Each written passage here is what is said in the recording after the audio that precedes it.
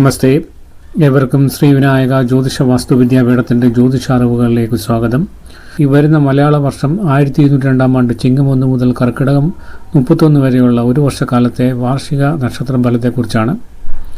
പൂയം നക്ഷത്രക്കാർക്ക് ഈ വർഷം എങ്ങനെയായിരിക്കുമെന്ന് ചോദിച്ചാൽ പൊതുവിൽ നോക്കുമ്പോൾ ഈ വർഷം ഉയർച്ചയ്ക്കും മാറ്റങ്ങൾക്കും ഒരുപോലെ സാധ്യതയുള്ള കാലഘട്ടമാണ് എന്ന് പറയാൻ കഴിയും.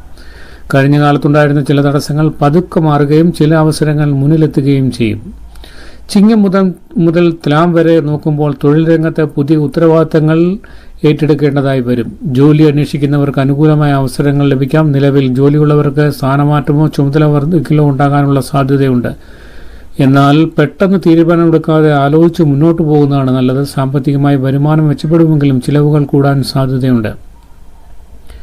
വൃശ്ചികം മുതൽ മകരം വരെ എത്തുമ്പോൾ കാര്യങ്ങളിൽ കൂടുതൽ സ്ഥിരത കാണാം. ഏറെക്കാലമായി ആഗ്രഹിച്ചിരുന്ന ചില കാര്യങ്ങൾ നടക്കാൻ തുടങ്ങും. കുടുംബത്തിൽ സന്തോഷകരമായ സാഹചര്യങ്ങൾ ഉണ്ടാകും. ബന്ധുക്കളുമായി ഉണ്ടായിരുന്ന ചെറിയ അഭിപ്രായ വ്യത്യാസങ്ങൾ പരിഹരിക്കപ്പെടും. വിവാഹം ആലോചിക്കുന്നവർക്ക് നല്ല ആലോചനകൾ വരാനുള്ള സാധ്യതയുണ്ട്. വിദ്യാർത്ഥികൾക്ക് പഠനത്തിൽ ശ്രദ്ധ വർദ്ധിപ്പിച്ചാൽ മികച്ച നേട്ടം വരും വർഷം കൈവരിക്കാൻ സാധിക്കും.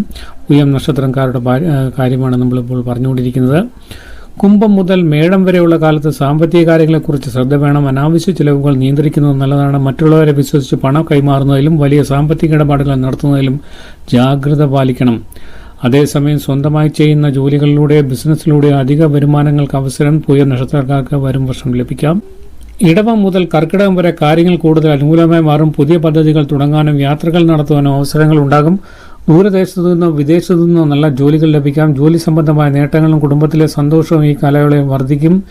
കലാ സാഹിത്യ മേഖലകളിൽ പ്രവർത്തിക്കുന്നവർക്ക് അംഗീകാരവും പ്രശസ്തിയും ഈ വരും വർഷം ലഭിക്കും.